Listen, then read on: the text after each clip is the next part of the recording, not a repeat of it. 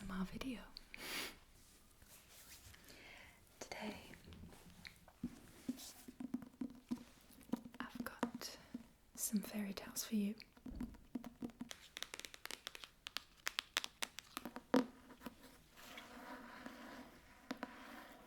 So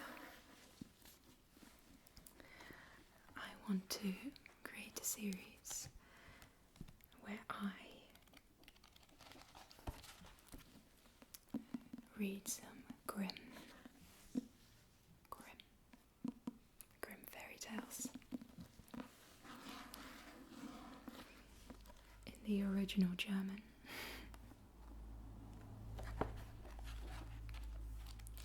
So the way it's gonna work is we'll pick one fairy tale per video. I will explain some of the vocabulary.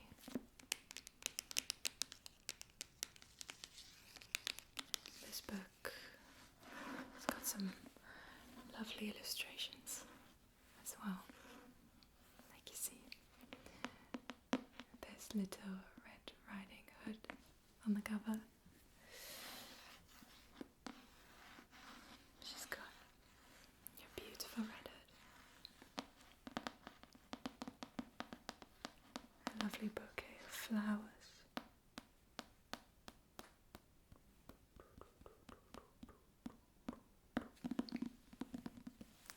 You can see the big bad wolf peeking around the corner with his nose. You can see him on the spine and on the back with his paw. So, if you are learning some German,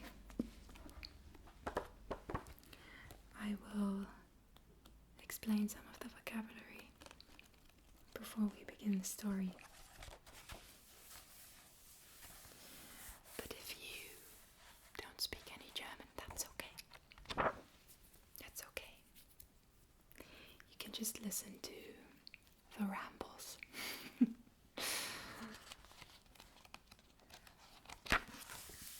So, this book has a lot of fairy tales. Lots of very iconic fairy tales.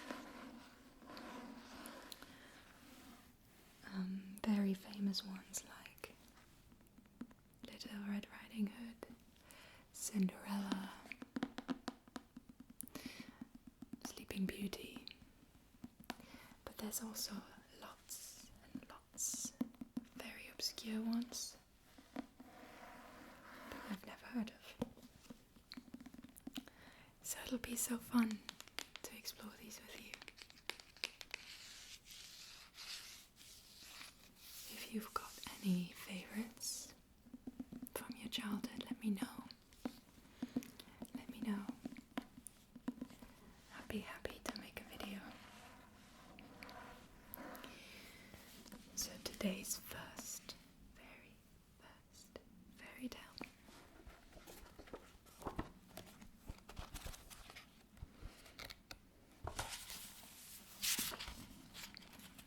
will be the Frog King. The Frog King.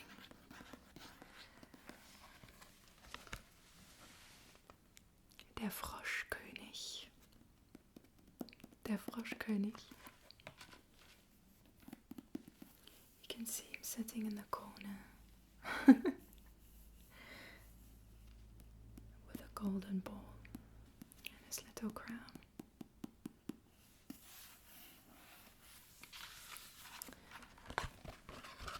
Sometimes the fairy tale is also called Der Eiserne Heinrich, the Iron Henry. The Iron Henry. Because you can see over here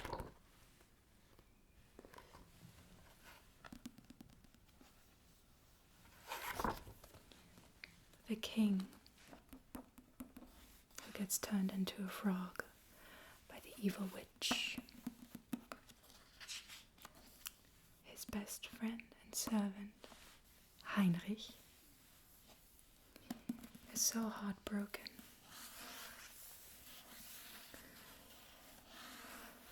that his heart is bound by bands of iron. And in the end of the fairy tale, spoilers, in the end of the fairy tale, when he gets turned into human again,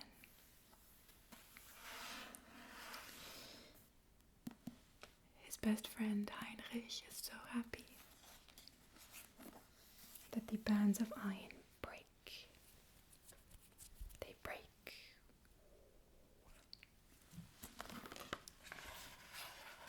So yeah, there we have it.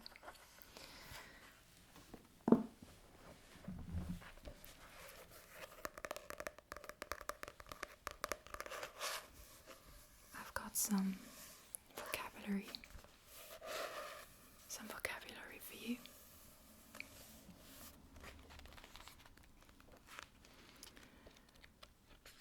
Some words that are in this fairy tale that might be unknown to you, either because they're very obscure or they're very old-fashioned.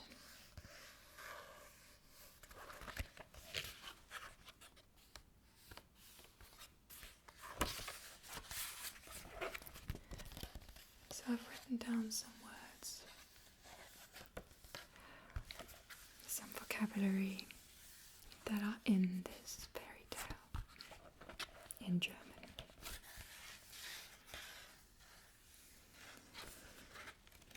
So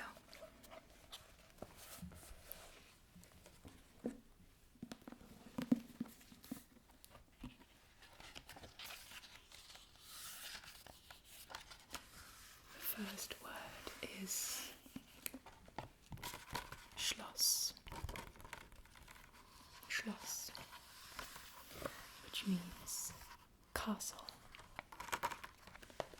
Castle, where the beautiful princess lives. Next word is Linde. Linde. Die Linde, which is a tree. It's a lime tree. Or if you're American,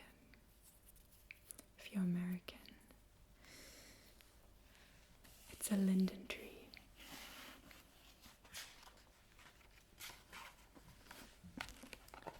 You can see the princess sitting underneath the linden tree, next to this little thing, which is called Brunnen. Der Brunnen. The well. And she's holding her golden Kugel. She's holding her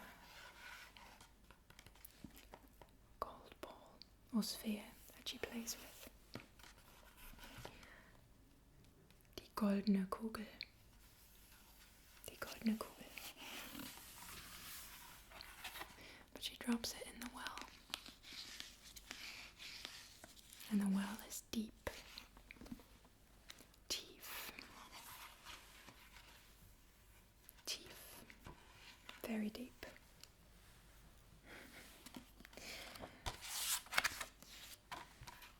And the little frog jumps out of the well. Frosch, the frog. And she calls him a very funny word. Wasserpatscher. Wasserpatscher. Now the funny thing with German is that you can put any amount of words together into one big word. So Wasser means water. Patscher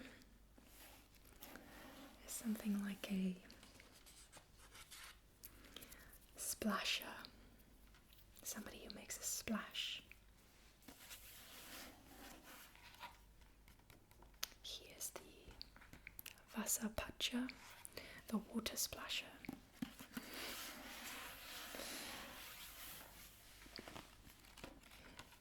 You can see she wears a crown. Die Krone. Die Krone.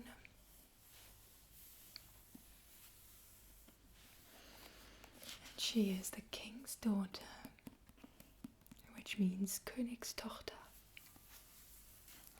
Die Königstochter. She gets called that a lot instead of princess. Another thing that they do in this fairy tale, and in a lot of fairy tales, is a thing we do in the German language to make words sound small and cute. We cutify them.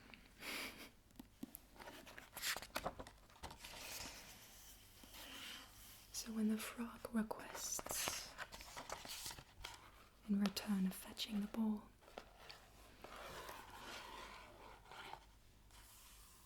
to be able to sit next to the princess at the table and drink from her cup and to sleep in her bed. That is what he asks in return.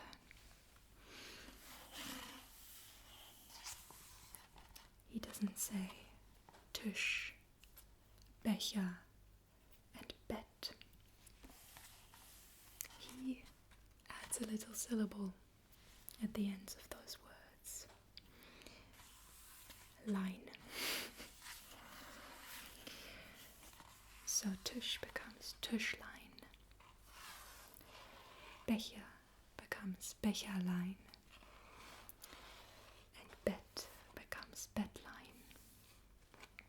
I think he also says Tellerlein for teller, plate. You can either add line or chen in German. Some words sound better with line at the end, some sound better with chen. Sometimes both work. Bettlein, Bettchen. Just makes the word sound cute and little. Another important word is Hexe. Die Hexe. The witch. Who was the one who turned the prince into a frog.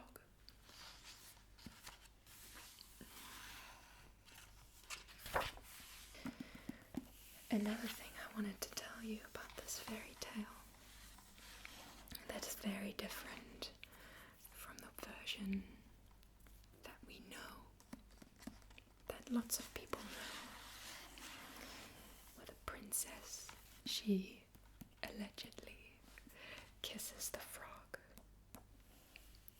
to turn him into a human. That's not what happens in the original. In the original, she gets so fed up with him because she has to put up with him.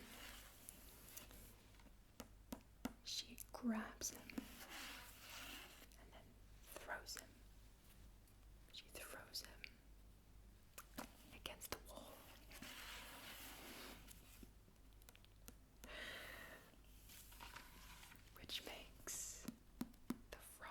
turn into a king again.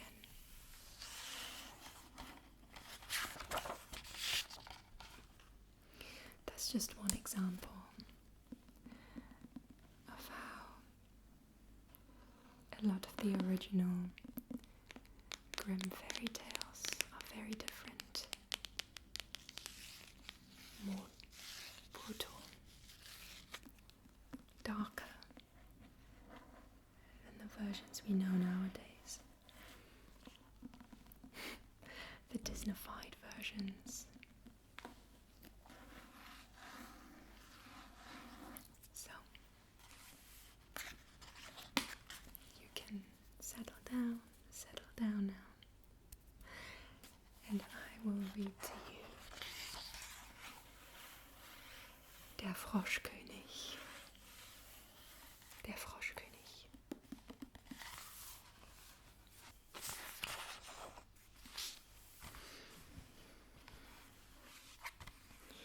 In den alten Zeiten, wo das Wünschen noch geholfen hat, lebte ein König, dessen Töchter waren alle schön.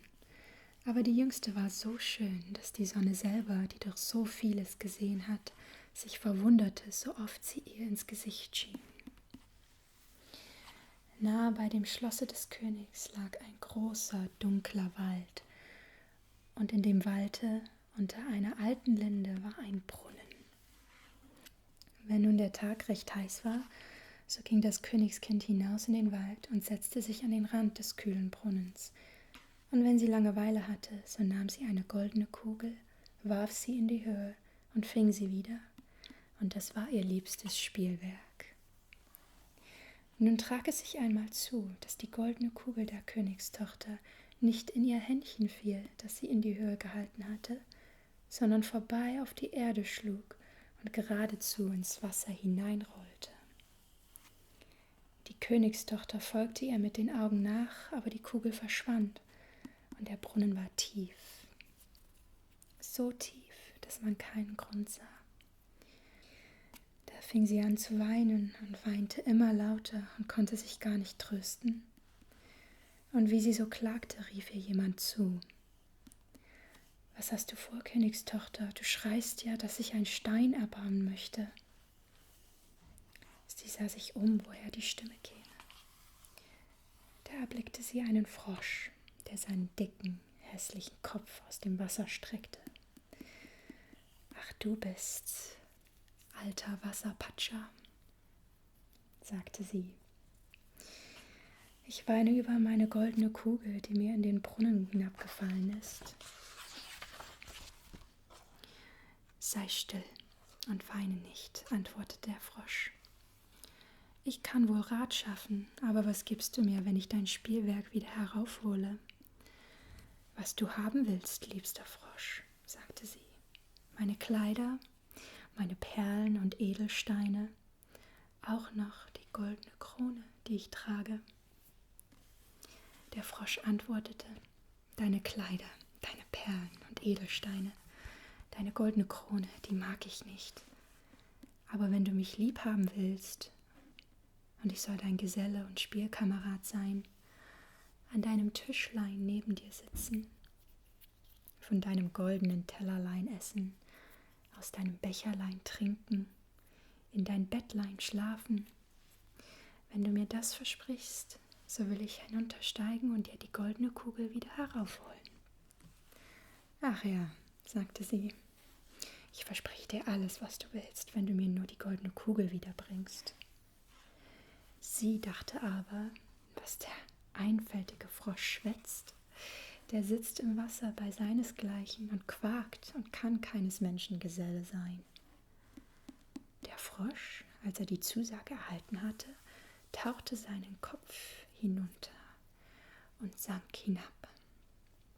Und über ein Weilchen kam er wieder heraufgerudert, hatte die Kugel im Maul und warf sie ins Gras.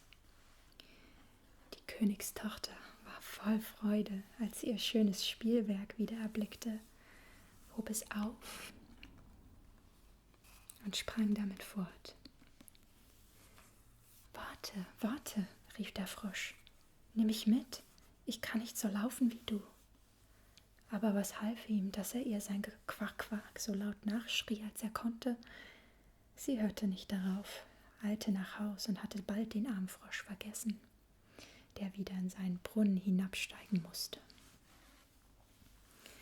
Am anderen Tage, als sie mit dem König und allen Hofleuten sich zur Tafel gesetzt hatte und von ihrem goldenen Tellerlein aß, da kam plitsch-platsch, etwas die Marmortreppe hier heraufgekrochen. Und als es oben angelangt war, klopfte es an der Tür und rief: »Königstochter, Jüngste, mach mir auf!« Sie lief und wollte sehen, wer draußen wäre. Als sie aber aufmachte, so saß der Frosch davor. Da warf sie die Tür hastig zu, setzte sich wieder an den Tisch und war ihr ganz Angst. Der König sah wohl, dass ihr das Herz gewaltig klopfte und sprach: »Mein Kind, was fürchtest du dich? Steht etwa ein Riese vor der Tür und will dich holen?« »Ach nein«, antwortete sie, »es ist kein Riese, sondern ein garstiger Frosch.« »Was will der Frosch von dir?« »Ach, lieber Vater, als ich gestern im Wald bei dem Brunnen saß und spielte, da fiel meine goldene Kugel ins Wasser. Und weil ich so weinte, hat sie der Frosch wieder heraufgeholt.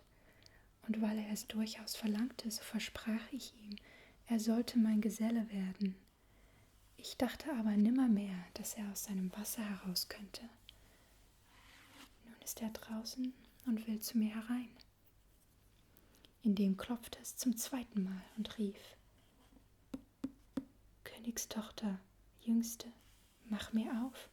Weißt du nicht, was du gestern zu mir gesagt, bei dem kühlen Brunnenwasser? Königstochter, Jüngste, mach mir auf.« Da sagte der König: »Was du versprochen hast, das musst du auch halten. Geh nur und mach ihm auf.« Sie ging und öffnete die Tür. Da hüpfte der Frosch herein, ihr immer auf dem Fuße nach bis zu ihrem Stuhl. Da saß er und rief: »Heb mich herauf zu dir.« Sie zauderte, bis es endlich der König befahl. Als der Frosch erst auf dem Stuhl war, wollte er auf den Tisch, und als er da saß, sprach er: »Nun schieb mir dein goldenes Tellerchen näher, damit wir zusammen essen.« Das tat sie zwar, aber man sah wohl, dass sie es nicht gerne tat. Der Frosch ließ sich's gut schmecken, aber ihr blieb fast jedes Bisslein im Halse.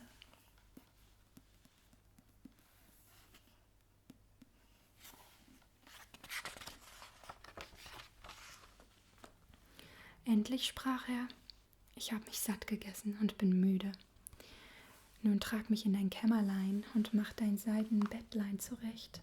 Da wollen wir uns schlafen legen.« Die Königstochter fing an zu weinen und fürchtete sich vor dem kalten Frosch, den sie nicht anzurühren getraute und der nun in ihrem schönen, reinen Bettlein schlafen sollte.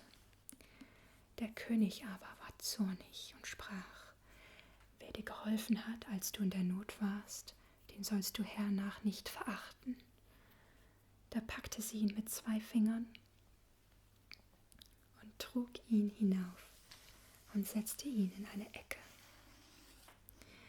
Als sie aber im Bett lag, kam er gekrochen und sprach: »Ich bin müde, ich will schlafen so gut wie du. Heb mich herauf, oder ich sag's deinem Vater.« Da ward sie erst bitterbös, holte ihn herauf und warf ihn aus allen Kräften wider die Wand. »Nun wirst du Ruhe haben, du garstiger Frosch.«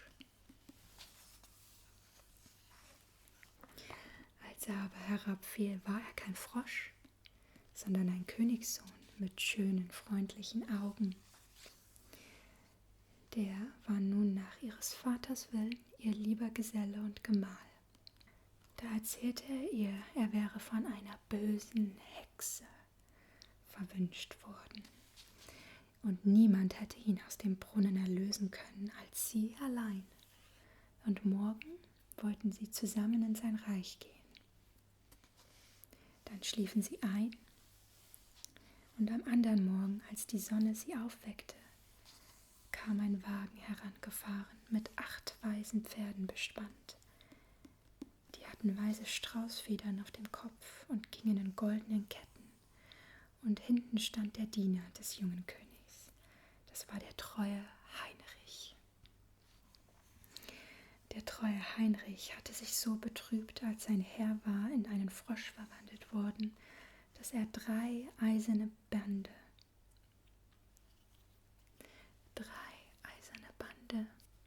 hatte um sein Herz legen lassen, damit es ihm nicht vor Weh und Traurigkeit zerspränge.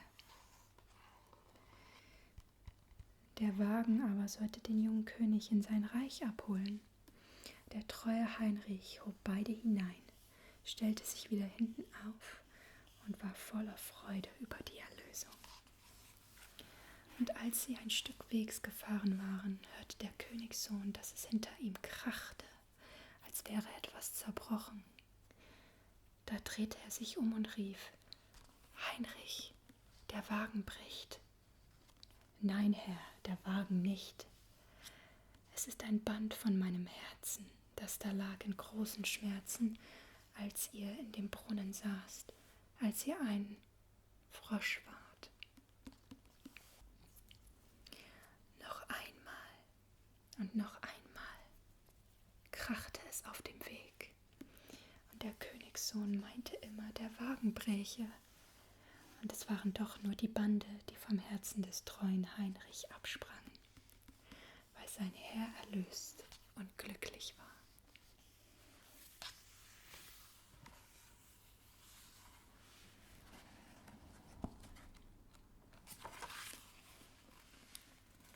That was the fairy tale of the Frog King.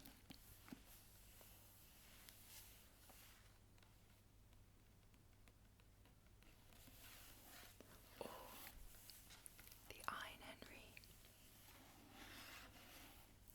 der Froschkönig oder der eiserne Heinrich.